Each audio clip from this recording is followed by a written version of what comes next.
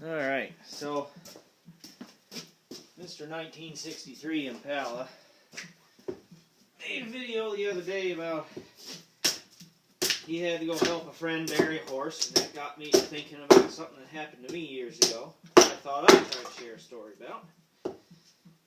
I gotta start firing.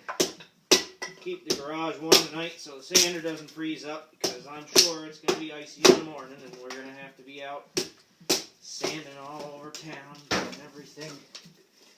Track-o-motive up here in New England.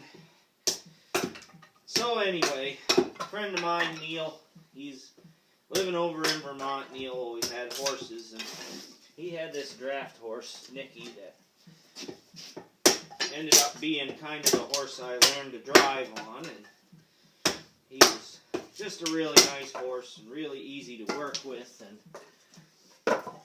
great for a beginner like myself at the time.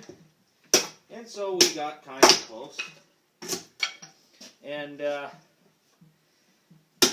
well, one year, Neil was living over in Vermont, and Nicky died. Nicky was like 27 or something like 27, something like that. But it was the middle of the winter, and the ground was frozen deep that year, and we didn't know what to do with him. Neil did not want to put him in the manure pile of the dairy farm. He didn't think that that was very appropriate. So I agreed. So, just so happened that at that time, we were cutting wood over on my father's woodlot over there in Vermont.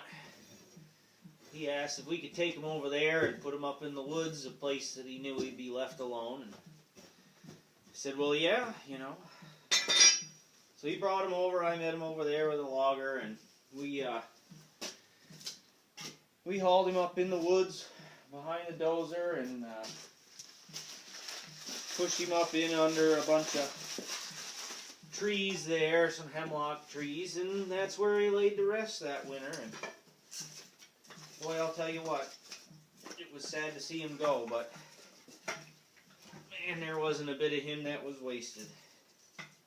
He, before spring was even there to thaw him out, every bit of flesh was gone and used up by all the critters. And even today you can find some of his vertebrae and his bones and that. Every once in a while I find one comes out of the leaf litter and that.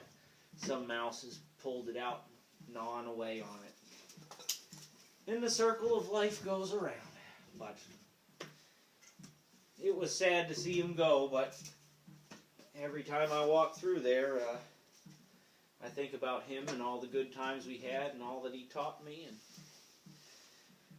yep, well, I guess that's my horse story. Alright, I'm done. We'll get this place warmed up so the sander don't freeze.